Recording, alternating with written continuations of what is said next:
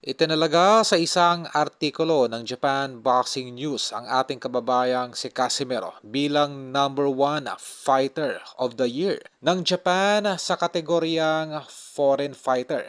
Ang ating kababayan lamang po na si Casimero ang nag-iisang fighter na nagkaroon ng ganitong klaseng recognition. Marahil ito ay dahil sa magandang performance sa pinakita nito sa bansang Japan kontra Luis Neri. Hindi naman po nakatanggap ng parangal kung sina Marlon Tapales at Nonito Donaire na pareho pong natalo sa kanilang mga naging laban sa bansang Japan. Ano pa man, ito ay isang informal na parangal lamang, no? Ngunit may malaking impact para dito sa ating kababayan at sa lalong tumataas na popularity nito sa bansang Japan, na kung saan ay unting-unti na rin nauunawaan ng mga Japanese boxing fans, literal na ang takot ng kanilang kababayang si Naoya Inoue na makalaban itong ating kababayang si Casimero. Kumbaga, dati po kasi gina-justify ng mga Japanese boxing fans na wala naman daw mapapala itong kanilang kababayang si Inoue na makaharap itong si Casimero.